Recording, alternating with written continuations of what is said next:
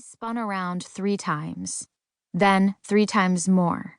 Clapping his hands, he shouted, "Oh, the long-maned black horse of the gleaming coat, appear from the darkness. Master Mushtaq wants to have fun and go hunting." A cloud of smoke enveloped the middle of the room and turned into a black horse with a full mane and a long, graceful tail. The horse held a hunting bow in its mouth. Bowing down, the horse of the gleaming coat placed the bow at Shahpesar's feet and said, "I am all yours, Master Mushtaq." Dear son, my grandmother, Nana Jan, never told me stories like that.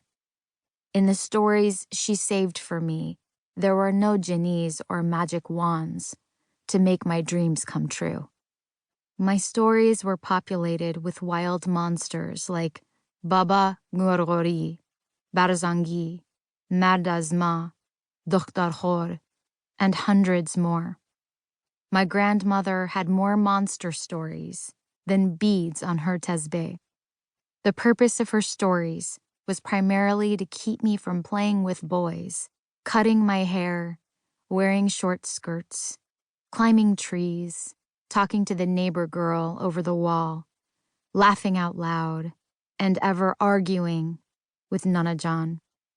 If I did any of those forbidden things, she would tell me, "A monster will appear out of thin air and drag me off to some horrible place where he will eat my flesh and lick my bones, or worse, make me his wife and force me to bear a brood of little hateful ogres." My grandmother believed that one of the most difficult tasks that the Almighty can assign anyone is being a girl in Afghanistan. As a child, I didn't want to be a girl. I didn't even want my dolls to be women. In those days, apparently, I knew more ways that led to hell than streets that led to my house. Nana Jan had told me so many stories about hell that I could describe every neighborhood in hell with my eyes closed, which is why, when you were born, I was finally accepted and acceptable. At least I had done my duty. I was a mother in this tortured land, and I had produced a son, you, my dearest. But my motherhood didn't last long. I lost you early on to the cursed laws of the city when you were still a breastfeeding 19-month-old baby. It has been 985 nights since you were taken from me. It has been 985 nights since the howling wind wolves have ripped through my lullabies. Now that I am thousands of miles away from you, from all of you, in this small room in California, the only mark of the joy of your birth is the scar gracing my abdomen. It is my badge of motherhood.